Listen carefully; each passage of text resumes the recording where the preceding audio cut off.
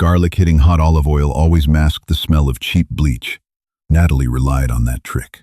It was a Tuesday, the kind of dead slow night where the clock ticked like a threat, right before the bell above the door chimed, and 8 years of buried history walked in. Heat radiated from the 6-burner stove, pressing against Natalie's face like a damp towel. She swirled the sauté pan. The butter foamed, turning a nutty brown, catching the sharp scent of sage. She tapped the wooden spoon against the aluminum rim. Once. Twice. A habit born of nerves, not necessity. "Table 4 needs more water," Sam said, elbowing past her to grab a stack of clean side plates. He smelled of stale coffee and desperation. They both did. "Give them a pitcher," Natalie replied, her voice flat over the roar of the exhaust hood. "If they sit there for another hour, nursing one shared plate of bruschetta, I'm turning off the heating in the dining room." She wasn't joking. The restaurant, Osteria del Vicolo, was hemorrhaging money. The floorboards were permanently sticky near the wait station. The vinyl on the booths was cracked, and the espresso machine had developed a high-pitched mechanical whine that vibrated deep in Natalie's molars. But it was hers, her grease, her debt. The brass bell above the front door rang. It didn't tinkle cheerfully. It clanged, hard, as the heavy oak door was shoved open with unnecessary force. A draft of freezing November air swept through the dining room, cutting under the kitchen door and curling around Natalie's ankles. The ambient noise of the restaurant, the low murmur of the older couple at table 4, the clattering of forks died instantly. Natalie didn't look up right away. She slid the browned butter over a plate of ricotta gnudi, the ceramic clinking softly against the metal counter. She wiped her hands on her apron. The rough linen dragged against her raw knuckles. "Sam," she said, nodding toward the service window. "Get the door." Sam didn't move. He was standing by the pass, holding a water pitcher, staring through the rectangular cutout that separated the kitchen from the floor. His shoulders were rigid. Natalie frowned. She wiped a stray strand of hair from her forehead, leaving a smudge of flour on her brow, and stepped up beside him. Through the narrow window, the dining room looked like a still photograph. 4 men had walked in. 3 of them were built like freight trains, wearing dark overcoats that bulged unnaturally at the ribs. They spread out immediately. One locked the front door, flipping the open sign to closed. Another moved toward the back hallway, his heavy leather shoes scuffing loudly against the terracotta tiles. The 4th man stood in the center of the room. Natalie's stomach folded in on itself. A sharp, violent cramp, like she'd swallowed broken glass. She grabbed the edge of the stainless steel prep table. The metal bit into her palms. He took off his leather gloves, one finger at a time. The movements were slow, deliberate. He wore a charcoal wool suit that caught the dim overhead lighting, a fabric too rich, too quiet for this part of the city. His hair was cropped shorter now, the dark curls she used to twist around her fingers sheared down to a severe fade. Dustin, not the Dustin who used to smell like motor oil and cheap spearmint gum. Not the 19-year-old boy who had broken into the community pool with her, his laugh echoing off the concrete. This man smelled even from 20 feet away like cold ozone and money. His jaw was sharper, shadowed by a dark stubble. His nose had been broken, clearly healed slightly off-center. It made his face less beautiful and far more arresting. "Natalie," Sam whispered, his voice cracking. "Call the cops. Hit the panic button under the register." "No." The word came out of her throat like sandpaper. Dustin's eyes scanned the room. They were pale, a washed-out hazel that always looked gray in the winter. They swept past the terrified couple at table 4, past the empty bar, and stopped dead on the rectangular service window. He found her. He didn't smile. He didn't flinch. A muscle ticked, just once, along his jawline. He stared through the glass, through the grease-stained air of the kitchen, looking directly into her face. The silence stretched, tight and suffocating. Natalie couldn't breathe. The exhaust fan above her hummed, a relentless, rattling drone. Dustin broke the stare. He pointed a gloved finger at the corner booth, her best table, the one with the least cracked vinyl. One of the heavy-set men immediately slid in, checking the blind spots. Dustin sat opposite him, facing the kitchen.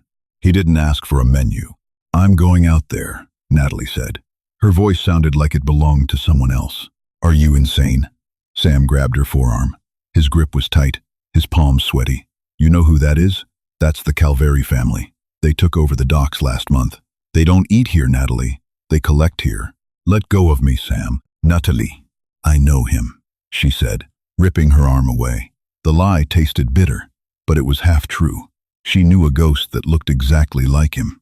She turned away from the window, her knees shaking so violently she had to lock them straight to walk. She grabbed a damp rag, wiping the counter, buying herself 3 seconds of mindless physical labor to calm the erratic hammering in her chest. 8 years.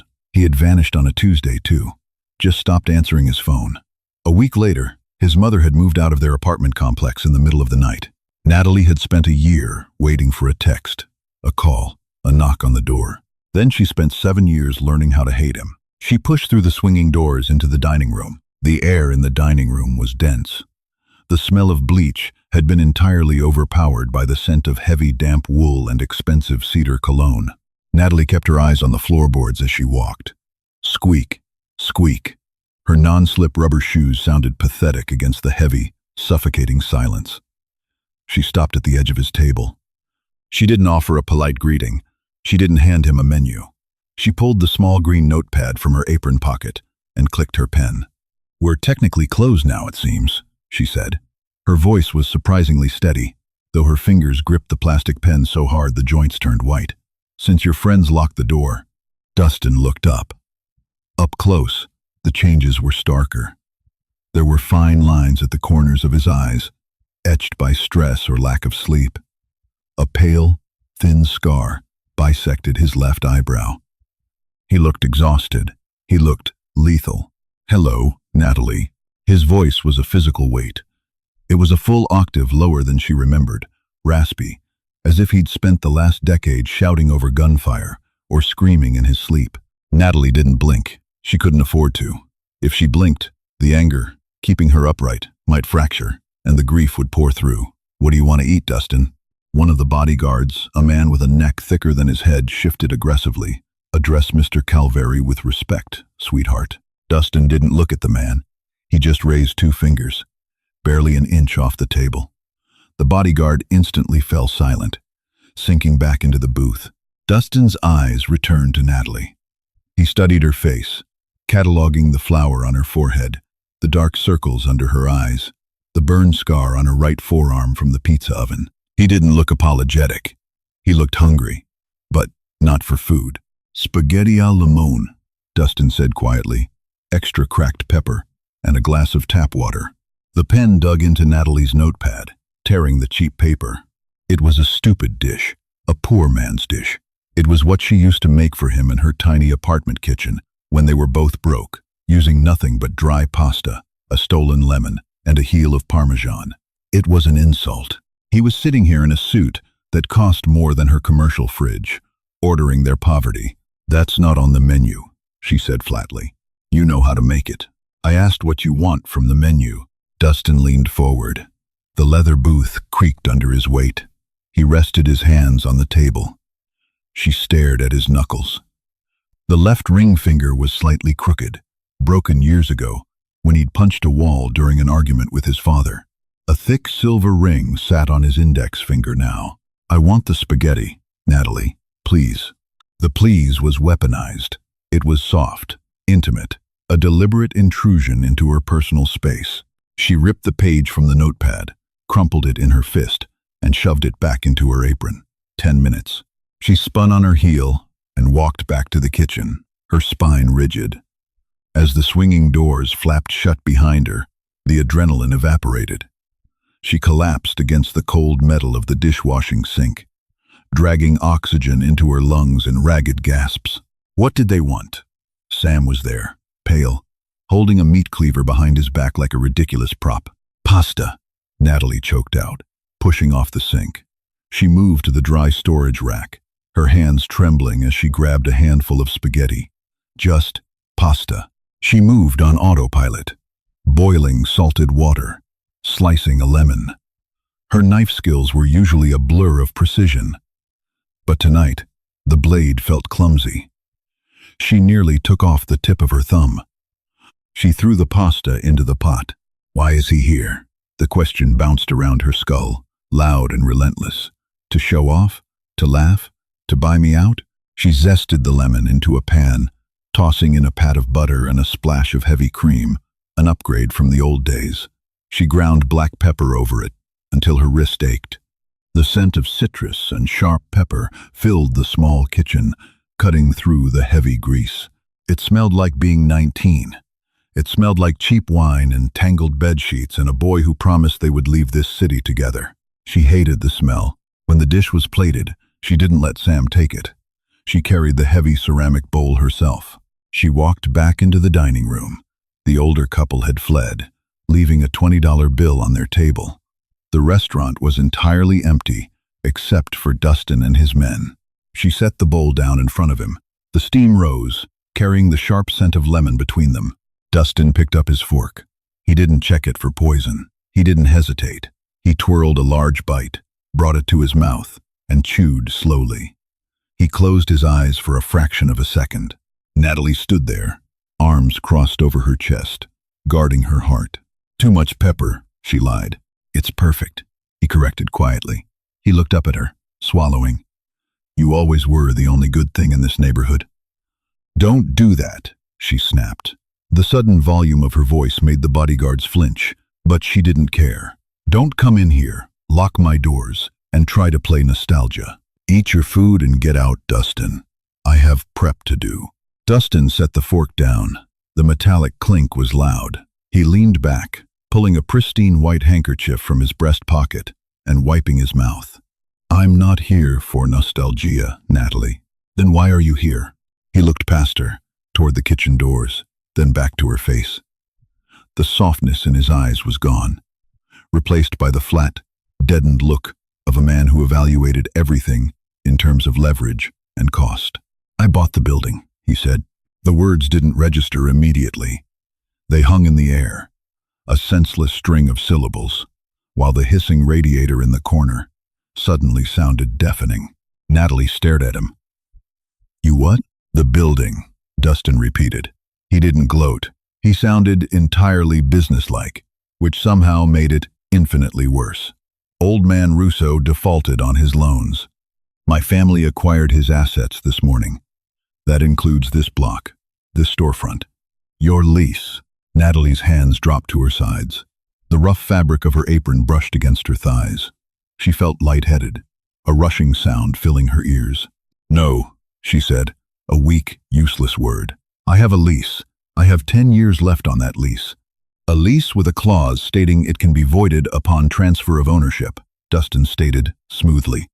He reached inside his overcoat. The movement was fast, trained. Natalie flinched backward, her shoulder hitting the edge of an empty chair. Dustin paused, his hand inside his jacket. His eyes flickered, a momentary break in his stoic facade. He saw the flinch. He saw that she expected him to pull a gun on her. A muscle in his jaw jumped. He slowly pulled his hand out, holding a thick, cream-colored envelope. He placed it on the table, next to the half-eaten bowl of pasta. I didn't come here to throw you out, Natalie. Then what is this? She gestured to the envelope, refusing to touch it. A shakedown? You want a bigger cut of the profits? Let me save you the math, Dustin. There are no profits. I'm 3 months behind on the gas bill. You bought a sinking ship. I know exactly what I bought. He pushed the envelope closer to her edge of the table. I know about the gas bill. I know about the loan you took from the credit union 2 years ago to replace the walk-in freezer. I know you've been skipping your own salary to pay Sam and the dishwashers. The violation of it made her skin crawl. He had been looking into her, digging through her life, reading her failures on a spreadsheet while sitting in some high-rise office. Stop talking, she whispered, her voice shaking with a rage so pure it tasted like copper. Open it, he commanded, softly. No. Dustin sighed, a heavy, tired sound. He picked up the envelope, cracked the wax seal with his thumb, and pulled out a stack of documents. He laid them flat on the table. The building is in your name, Natalie, as of an hour ago. Natalie froze. She looked down at the papers. There was her name, printed in stark black ink. Natalie Gable, Transferred ownership. Paid in full. Why? The word scraped against her throat. Dustin looked at her, and for the first time that night, the carefully constructed Mafia boss facade cracked. He looked like the boy who had stood in the rain outside her window, shivering and bruised. Because I owed you, he said, for leaving. You don't owe me anything. You don't get to buy your way out of guilt, Dustin. She slapped her hand down on the papers. I don't want this. I don't want dirty money keeping my lights on. It's not dirty money. It's clean. Through 3 different shell companies. He sounded genuinely frustrated, rubbing the bridge of his nose. It's yours, Natalie. I'm not asking for a cut. I'm not asking for anything. Bullshit. She leaned over the table, getting close enough to smell the faint trace of the lemon pasta on his breath. Men like you always want something. You don't hand over $1 million property for an 8-year-old apology. So tell me the truth. What is the catch? Dustin didn't back away. He held her gaze, his eyes dark and unreadable. The distance between them was less than a foot. She could see the faint pulse beating in the hollow of his throat. The catch, he said slowly, his voice dropping to a gravelly whisper, is that my family is at war. The Solanos are pushing into our territory. They know I bought this block. They don't know I transferred it to you. Natalie's blood ran cold. You made me a target. I made you a civilian, he corrected sharply. If my name is on the deed, they burn this place to the ground to send a message. If your name is on it, it's off limits. Neutral ground. You're using me as a shield for your real estate. I am protecting your restaurant, he snapped, his voice finally rising, echoing in the empty room. His bodyguards tensed, hands drifting toward their waistbands. Dustin waved them off sharply. He lowered his voice again, though the intensity remained, vibrating between them. I'm protecting your livelihood. You get to keep your kitchen. You get to keep your dream. All you have to do is sign the bottom line and pretend I don't exist. I've been pretending you don't exist for 8 years, she fired back, a bitter laugh tearing from her throat. I'm very good at it. He recoiled. It was microscopic, just a fractional tightening of his mouth, but she saw it. It gave her a vicious, ugly thrill. She could still hurt him. Then it shouldn't be difficult, Dustin said, his voice completely devoid of emotion now. He stood up. He was tall, dominating the space, casting a long shadow over her and the table. He threw a $100 bill onto the table next to the deed. For the pasta. I don't want your money, she said, her chest heaving. Keep it. Buy some decent bleach. The stuff you use smells like a hospital. He buttoned his overcoat, stepping away from the booth. He didn't look at her again. Sign the papers, Natalie. Don't be a martyr for pride. You can't afford it. He signaled his men. They moved toward the door, unlocking it. Dustin, she called out before he crossed the threshold. He stopped, his hand on the brass handle. He didn't turn around. If the Solanos come in here, she said, staring at his broad back, I'll serve them the lemon pasta, and I won't ruin it with pepper. Dustin's shoulders stiffened. He pushed the door open, the bell clanging violently into the freezing night. Goodbye, Natalie. The door shut. The cold air settled. The restaurant was dead quiet again, save for the hum of the refrigerator.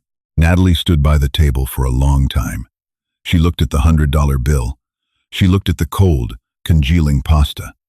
Then she looked at the deed. Her name, bound to his world now, whether she wanted it or not. She reached out, her fingers trembling slightly, and picked up his heavy silver fork. She held it tightly in her fist, the metal biting into her palm, and finally allowed the first tear to fall. The espresso machine purred.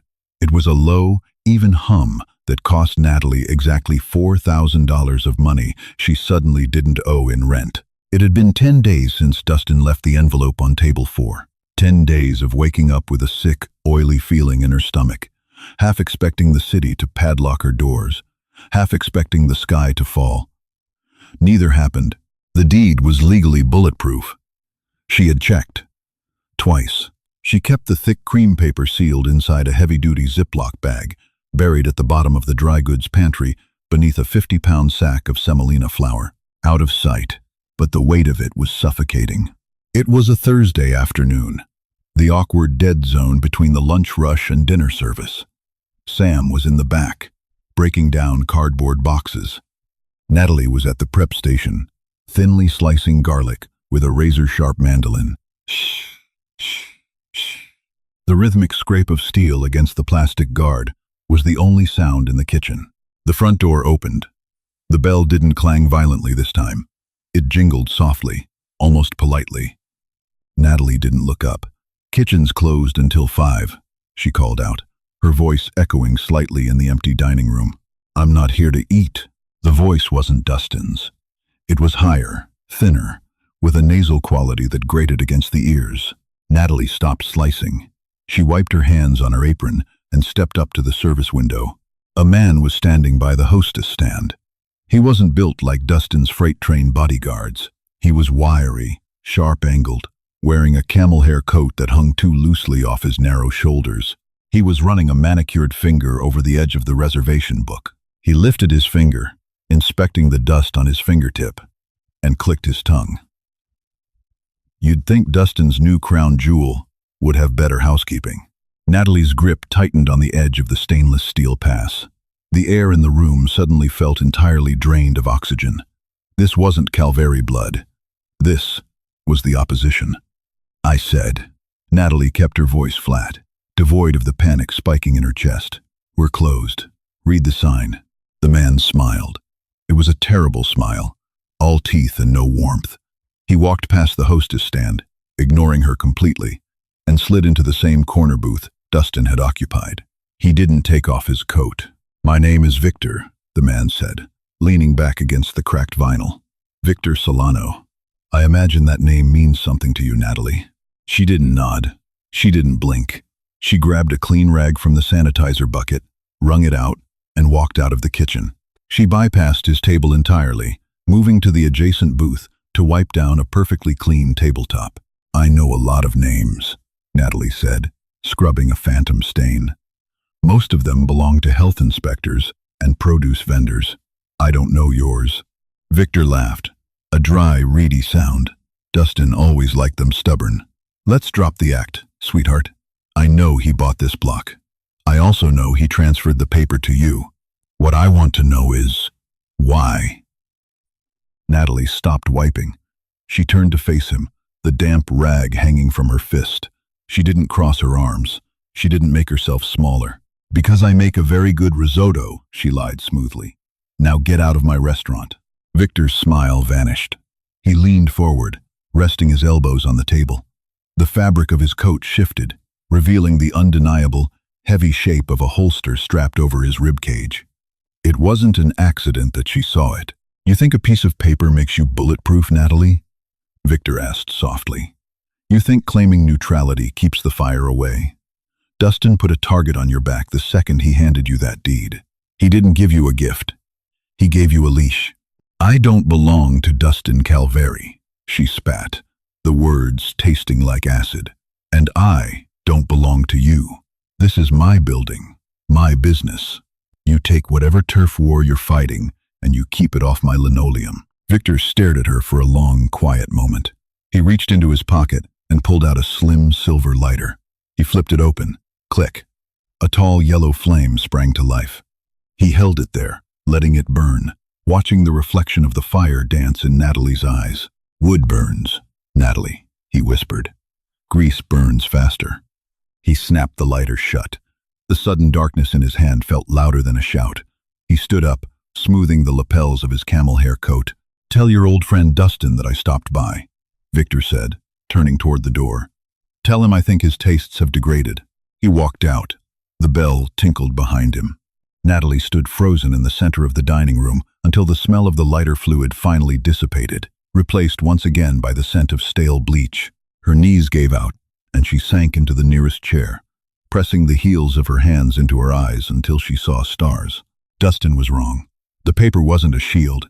It was a flare, shot straight into the dark, illuminating her for every wolf in the city. Rain lashed against the alley-facing windows, heavy and relentless. It was 2:14 a.m. The dining room was pitch black. In the kitchen, the harsh fluorescent tubes buzzed, casting a sickly greenish pallor over the stainless steel. Natalie was alone. Sam had gone home hours ago. She was scrubbing the industrial flat-top grill with a pumice stone, dragging the rough block through thick layers of black grease. Her shoulders ached. Her knuckles were raw. It was mindless, punishing work, exactly what she needed to stop thinking about camel hair coats and silver lighters. Thump. Natalie paused. The pumice stone hovered over the grill. It wasn't a loud noise, barely audible over the drumming rain, but it was heavy. It came from the heavy steel security door at the back of the kitchen, the one that led out to the alley by the dumpsters. Thump. Scratch. Like an animal trying to get in. She set the pumice stone down. Slowly, deliberately, she reached over to the magnetic knife strip on the wall. She bypassed the heavy cleaver and pulled down her favorite 8-inch chef's knife. The handle was perfectly contoured to her grip. She walked toward the back door, her rubber-soled shoes silent against the wet floorboards. She pressed her ear to the cold steel. Nothing, just the rain splashing into the overflowing gutters. She reached for the heavy deadbolt. Clack. She turned the handle and pulled the door open a few inches, keeping the knife raised. A body fell through the gap. Natalie jumped back with a sharp gasp. The heavy door swinging wide open, letting in a blast of freezing rain and the stench of wet garbage. The man collapsed onto the kitchen floor, hitting the tile with a wet, sickening thud. He didn't try to catch himself. He just rolled onto his back, his breath coming in ragged, whistling gasps. He was wearing a black raincoat, soaked through, but the puddle forming around him on the white tile wasn't water. It was black, in the dim light, thick, syrupy. Natalie. The voice was a ruin, barely a croak. Natalie dropped the knife. It clattered loudly against the floor. Dustin. She dropped to her knees beside him. The smell hit her instantly. A heavy, metallic tang of fresh blood, mixed with damp wool and rain. Her hands hovered over him, panicked, not knowing where to touch. Lock the door, he rasped, his eyes squeezing shut in agony. She scrambled up, slammed the heavy steel door shut, and threw the deadbolt. When she turned back, the pool of blood had doubled in size, creeping toward the floor drain. "What did you do?" she demanded, her voice shrill with an ugly mixture of terror and fury. She fell back to her knees, grabbing the lapels of his soaked coat and ripping it open. His white button-down shirt was completely saturated on the left side, clinging to his ribs like a second skin. "Victor," Dustin breathed out, his head lolling to the side against the cabinets. He didn't want to talk. "You idiot," Natalie hissed. "You stupid, arrogant idiot. I'm calling an ambulance." She reached for her apron pocket to grab her phone. Dustin's hand shot out. His grip was shockingly weak, his fingers slick with his own blood, but he locked onto her wrist. "No, no hospitals. Cops. Cops are on his payroll. You are bleeding to death on my floor." "Then fix it," he groaned, his grip failing as his hand slipped off her arm, leaving a bright red smear across her pale skin. "I'm a chef, Dustin. I braise pork. I don't do trauma surgery." She was shouting, but she was already moving. Kitchen logic took over. Panic was useless. Speed was everything. She grabbed a stack of clean white bar towels from the prep station. She dragged the heavy first aid kit from beneath the sink, the one legally required by the city, useless for bullet holes, decent for lacerations. She knelt back down, pulling his shirt away from the wound. It wasn't a bullet. It was a knife wound, a deep, jagged tear just below his ribs. "This is going to hurt," she said, her jaw tight. "Just do it." She pressed the stack of dry towels directly into the wound and pushed down with her entire body weight. Dustin screamed. It was a horrible, muffled sound, his teeth grinding together so hard she thought they would shatter. His body arched off the floor, his heavy boots kicking out, knocking a plastic bucket across the kitchen. "Hold still!" she yelled, leaning harder into her hands, her arms shaking from the effort. Blood immediately soaked through the first 3 layers of terry cloth, hot and sticky against her palms. "I told you," Dustin ground out, his face completely devoid of color, sweat mixing with the rain on his forehead. "I told you to. Stay out of it." "You bought me a building," she screamed back, tears of frustration finally spilling over her lashes, mixing with the flour and grease on her cheeks. "You shoved me back into your life, you arrogant prick. You don't get to die here and leave me with the mess." He looked at her. His eyes were glassy, pupils blown wide from shock and pain, but they locked onto hers. The flat, deadened Mafia boss was entirely gone. He was 19 again, bleeding, terrified, and looking at her like she was the only fixed point in a spinning room. "I'm sorry," he whispered. The apology felt heavier than the blood. Natalie swallowed hard, blinking back the tears. "Shut up, Dustin. Save your breath." She held the pressure for 20 agonizing minutes. Neither of them spoke. The only sounds were the rain pounding against the steel door and Dustin's ragged, uneven breathing. When she finally lifted the towels, the bleeding had slowed to a sluggish ooze. She cleaned it with cheap vodka from the bar he passed out when she poured it in, and sealed the edges of the jagged cut with liquid skin adhesive from the first aid kit, wrapping his torso tightly in layers of gauze and duct tape. It was an ugly, brutal, patchwork job. By the time she finished, her apron was ruined. Her hands were stained, rust brown. Dustin lay unconscious on the floor, breathing evenly. Natalie slumped against the cabinets, pulling her knees to her chest. She looked at the bloody towels scattered across her pristine floor. She looked at the man who had ruined her life twice. The cold truth settled into her bones, heavy and undeniable. He hadn't bought the restaurant to protect her from his enemies. He had bought it because it was the only safe house he had left. She rested her head against the cold stainless steel and waited for the dawn. If this gritty, grounded Mafia romance hooked you, don't leave just yet. Hit that like button and subscribe to our channel to catch the next thrilling chapter of Natalie and Dustin's dangerous collision. We bring you raw, unfiltered storytelling every single week. Share this video with a fellow dark romance reader who loves high-stakes tension and complex, morally gray characters.